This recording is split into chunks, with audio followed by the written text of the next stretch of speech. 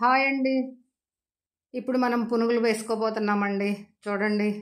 అయితే ఫస్ట్ బాండీ పొయ్యి మీద పెట్టానండి. ఇనప బాండీ. ఇది మా అత్తగారు. నేనైతే అత్తగారు అనేదాన్ని కాదండి. అమ్మమ్మ, హైమమ్మమ్మ, అమ్మమ్మ అనేదాన్ని. అమ్మమ్మ కొనిచ్చిన బాండీ అన్నమాట. ఇనప బాండీ. నేనైతే ఇదే అన్నిటికీ ఇదే వాడతాను. ఓకేనా? అయితే పొయ్యి మీద పెట్టడం తర్వాత నూనె పోయడం. నూనె కాగేలోపు చక్కగా మనం కొన్ని పెద్దుల్లిపాయలు తరిగి పెట్టుకున్నాం కదా, ఆ తరిగున్న ముక్కలన్నీ ఒక గిన్నెలోకి వేసి ఉప్పు వేసి చక్కగా పిసకడం అండి. తర్వాత ఇంకా పచ్చిమిర్చి ప్లస్ పండు మిర్చి. మాకైతే షాప్స్ దగ్గరగా ఉండవండి. నేనేం పచ్చిమిర్చి పచ్చడి చేద్దామని తీసుకుని ఉంచాను, కానీ అవి పండు మిర్చి కూడా అయిపోయేదాకా వీలు కాలేదు. ఓకే, తర్వాత విషయం. అయితే అవి కట్ చేసేసి, మీరు కట్ చేస్తారా లేదా సన్నగా తరుక్కుంటారా? మా విజయలక్ష్మి పిన్ అయితే సన్నగా కత్తిపీటతోటే తరిగేదండి, చాలా బాగా. కానీ నేను ఏనాడు పచ్చిమిరపకాయని కత్తిపీటతో తరిగి ఎరగను, నా జీవితంలో చేయలే అది. ప్లేట్లో పెట్టి చక్కగా అట్ల కరతటన్నా ఇలా చిన్న చిన్న ముక్కలు చేసేదాన్ని. ఇంకా తర్వాత చాకులో వచ్చినా నేనైతే ఇలా ఈ సిజర్స్ తోటే కట్ చేయడానికి అలవాటు పడిపోయాను అప్పటి నుండి కూడా. అయితే ఇక తర్వాత కరివేపాకు కూడా కట్ చేసుకోవడం.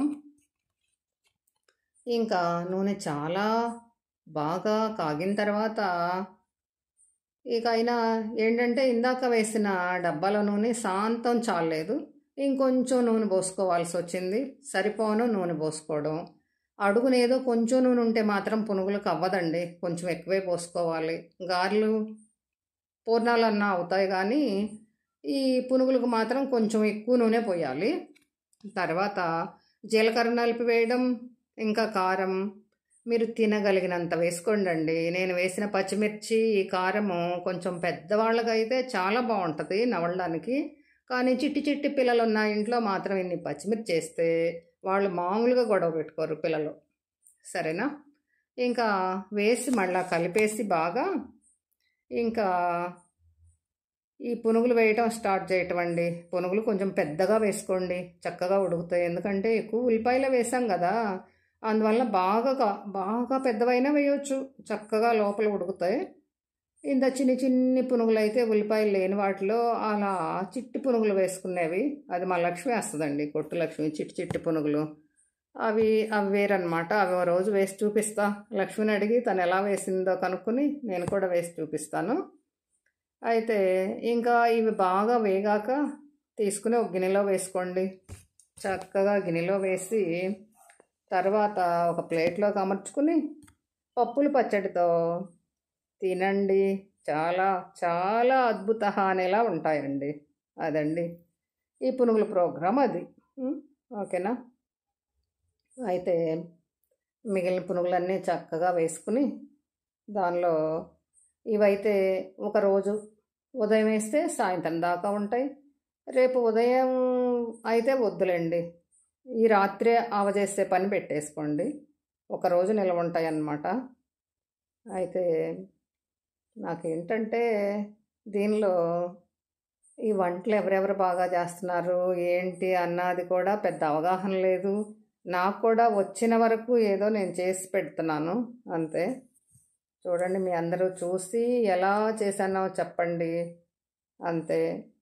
అయితే ఈ పునుగులు వేసే విషయంలో మాత్రం హైమమ్మ చాలా ఎక్కువ సార్లు వేసేది పునుగులు. కొడుకుని చూడగానే వెంటనే ఈజీగా వేసేదన్నమాట పునుగులు, చాలా బాగా.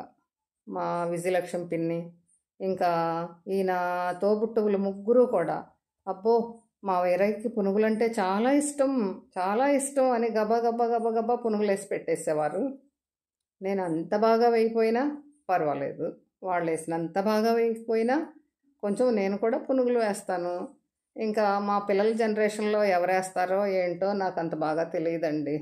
మాకైతే మాత్రం మా పెద్దోళ్ళలో వీళ్ళు బాగా వేసేవాళ్ళు. మా ఇంట్లో అయితే పునుగులు అనే పదార్థం తక్కువే. మా అమ్మ అయితే చాలా రేర్ అనమాట.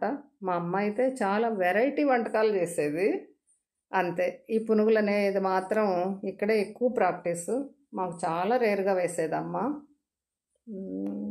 అదే ఇంకా చెప్పడానికి ఇంకేముందండి. ఇంకా మీ అందరూ కూడా ఇలా సహకరిస్తున్నందుకు నాకు చాలా హ్యాపీగా ఉంది.